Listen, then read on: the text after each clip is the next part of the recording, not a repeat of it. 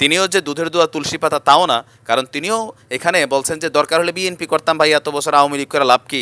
এই যে চাটুকার সুবিধাবাদী আওয়ামী লীগের ভিতরে এখন এই শ্রেণীর যেই ফলোয়ারটা, এটা কিন্তু একটা বিশাল, এরাই হাইব্রিড। এরা এখন দল করে ওই যে ধান্দাবাজির জন্য, বিরিয়ানি খাওয়ায় বঙ্গবন্ধুর আত্মা শান্তির জন্য না, এগুলা ধান্দাবাজির জন্য, ওই যে মনে করলেন যে বিভিন্ন জায়গা থেকে ফেবার টেবার নেবার। আর কামরুল ইসলাম সাহেবের বক্তব্যেরও তিনি যে ব্যাখ্যা দিয়েছেন সেটা তো তার মতো করে দিয়েছেনই, কিন্তু টোটাল ভিডিও কনভারসেশনে, অডিও কনভারসেশনে অনেকটা অসংলগ্ন ওনার বক্তব্যের মধ্যে খুঁজে পাওয়া যায়, যেটা শুধুমাত্র কেবল নেটওয়ার্কের ডিশ ব্যবসায়ীদের পাওনা টাকার বিষয় না, কারণ ওইখানে সান্দা সুন্দা নানান শব্দ আছে, আবার চেয়ারের পাওয়ারের বিষয় আছে, নানান বিষয়।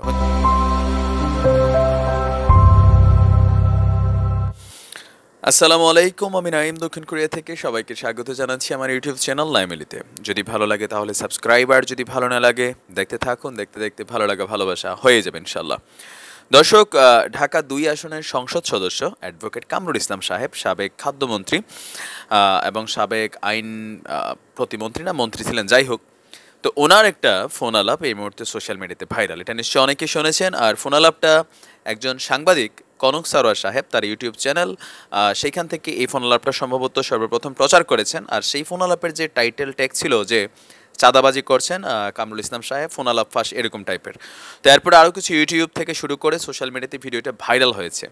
ভাইরাল হওয়ার পরে এই বিষয়টা সম্পর্কে অ্যাডভোকেট কামরুল ইসলাম সাহেব গণমাধ্যমের সামনে মুখ খুলেছেন যে আসলে কি এটা চাঁদাবাজির ফোন আলাপ নাকি অন্য কিছু। তিনি এই বিষয়টাকে তার নামে অপপ্রচার হিসাবে তিনি এটা সম্পর্কে অলরেডি কামরাঙ্গীরচর থানায় একটা মামলা দায়ের করেছেন। আর এই মামলা হচ্ছে ডিজিটাল নিরাপত্তা আইনে ওনার সম্পর্কে এই ধরনের ভুল ইনফরমেশন দেওয়ার জন্য। আর মামলার আসামি হচ্ছেন সেই চ্যানেলের ওনার কনক সারোয়ার ভাইসহ আপনার যাই ব্যক্তির ফোন আলাপটা ছিল, ডিশ ব্যবসায়ী আলী আহমেদ সম্ভবত, তিনি স্থানীয় ওনার যে নির্বাচনী এলাকার সেখানের ৫৬ নম্বর ওয়ার্ডের সম্ভবত সভাপতি। তো এই মামলা সম্পর্কে আপনার স্থানীয় থানার ওসি সাহেব যিনি আছেন মোস্তাফিজুর রহমান, তিনি বলেছেন যে বিষয়টা ইনভেস্টিগেশনে আছে আর আসামিকে অলরেডি খোঁজা হচ্ছে। আর যেহেতু কনক সারোয়ার দেশের বাইরে থাকেন, তাকে আপাতত তার এখন কিছু করা যাবে না, বাট যিনি দেশে আছেন তাকে খোঁজা হচ্ছে। আর এই ফোন আলাপটা সম্পর্কে অ্যাডভোকেট কামরুল ইসলাম সাহেবের যে বক্তব্য, আমি আপনাদের পুরোটা ফোন আলাপ শোনাবো, আবার আপনারা শুনে যাবেন। সেখানে তার বক্তব্য হচ্ছে যে বর্তমানে তার যে এলাকা কামরাঙ্গীরচরের খলিফা এবং রসুলপুর, সম্ভবত খলিফাবাগ রসুলপুর এলাকায় একটা লাইন সংযোগ আছে, যেটা আপনার ডিশ কেবল সম্ভবত, যেটা লাইনটা আপনার ঢাকার টোটাল কেবল নেটওয়ার্কস নামক একটা প্রতিষ্ঠানের, সেই লাইনটা ওই স্থানীয় এলাকার ব্যবসায়ীরা বা সিন্ডিকেট তারা চালায়। এখন ওইখানে তাদের সাথে কিছু অর্থনৈতিক লেনদেন ছিল, যেই ব্যক্তির ফোনালাপ ছিল সেই ব্যক্তির সাথে। ওই ব্যক্তি তাদেরকে টাকা পরিশোধ না করায় তারা এমপি সাহেবের কাছে বিচার দিয়েছিলেন। আর এইটার রেজাল্টে আসলে তিনি ওই ব্যক্তিকে ফোন দিয়েছেন। কেন? কারণ করোনার এই সিচুয়েশনে সামনাসামনি বসে নাকি আলাপ করা সম্ভব না। তো এটা হচ্ছে ওনার বক্তব্য, ঠিক আছে? এটা সম্পর্কে উনি এভাবে বলেছেন। হ্যালো হ্যালো, হ্যাঁ, অ্যাডভোকেট কামরুল ইসলাম এমপি। আসসালামু আলাইকুম, বলেন কি খবর? ওয়ালাইকুম আসসালাম, ভালো আছো? হ্যাঁ, ভালো আছি। তুমি টাকা দাও না কেন? বিশেষ টাকা দাও না কেন? মুখখানা লিস্ট করে টাকা পয়সা দাও না কেন? টাকা পয়সা তো দিলাম, এত বছর কি আওয়ামী লীগ করলাম? কি আওয়ামী লীগ করলাম? 30,000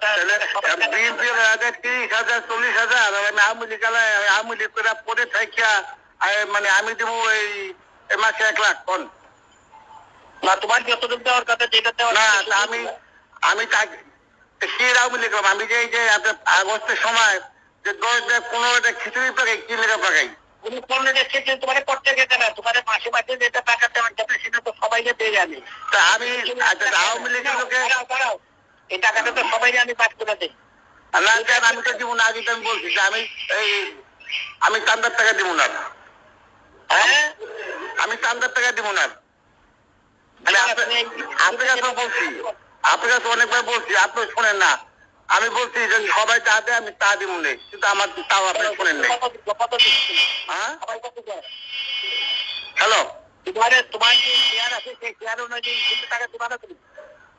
আমি তো আমার ছেলে পেতে তুমি দেই, আমি তো এই যে আমার তো যে চান্দারা দুরুমকে নিতেছে, বুঝছেন, যে চান্দারা দুরুমকে নিতেছে বিএনপি করে ওরা 30,000 দিবা কেন টাকা?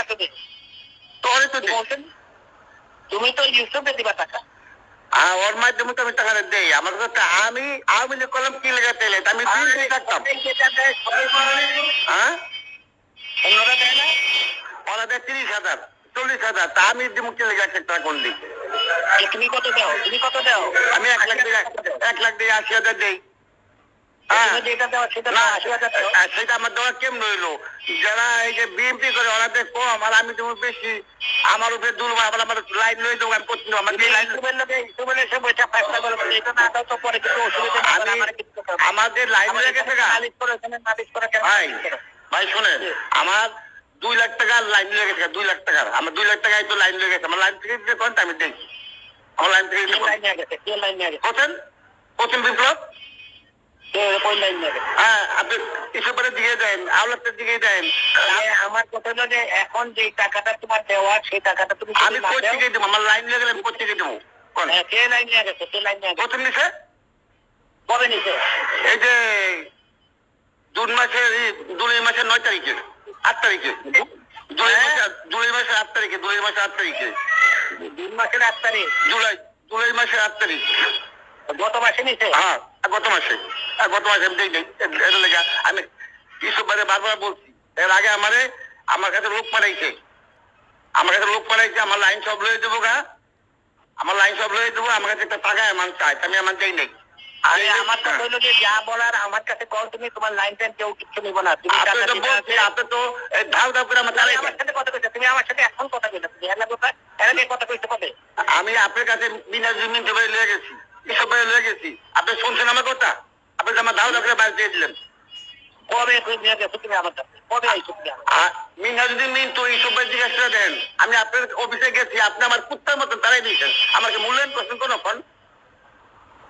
আমি আমি 40 বছর করতেছি। কোনো সময় আমার কাছে আইছো এটা আমার খেয়াল। আমি আপনার কাছে গেছি, আপনার অফিস ভরা লোক আসলো, কিন্তু আপনি আমার একটা করে আকর্ষণ দেননি। আমার আকর্ষণ নেই। তুমি কি করতে চাও এখন? তুমি কি করতে চাও এখন? আমার যদি আমার লাইন সব ফিরে যায় আমি টাকা দেবো। আমার লাইন না হলে আমি টাকা দেবো করছি। এখন তোমার কতটুকু লাইন নিতে? কতটা লাইন নিতে? আমার নতুন বাজার এলাকা নিচ্ছে আর কুড়াঘাট এলাকা নিচ্ছে। আমার লাইন দিয়ে ফিরে দেখুন, আমি দেবো টাকা। কুড়াঘাট এলাকায় কতটুকু লাইন নিতে? আমার অন্তত এই 500 ঘর লেগে গেছে, 500 ঘর। হ্যাঁ, 500 ঘর লেগে গেছে। আমি যে আমি এলাকা দিয়ে আমি গঞ্জা বলে দেখাই দেবো। আমার কাছে মিল খাওয়ায়, আপনি কোনো লোক দেন, আমি গঞ্জা বলে দেখাই দিই। আমি গঞ্জা বলে দেখাই দিই। এখন আমার লাইন লেগে আমি 70 টাকা না দেবো। কোন কত টাকা দিচ্ছে এই মাসে? কত টাকা দিচ্ছে এই না? আমি টাকা দিই নি এই মাসে, 1 মাস দিই নাই। টাকাই দিবা না? তোমার কাছে কত লাইন আছে? তোমার কাছে যে লাইন আছে লেনের টাকাও দিবা না? না দিলে দাম কেমন দেবে? তো আমারই হয় না, মানে আমার খেয়ে দেবো না, আমারই তো হয় না। আমি যেটা আয় করে দিতাম সে আয় তো আমার হয়ে গেছে। তোমার লাইন নিয়ে গেছে গেছে? আপনি খবর নিয়ে দেখেন, এলাকায়। তুমি আমার ফোন ধরে, আমি ফোন দিতে আসি, তারপর তোমার আমি ফোন করবো।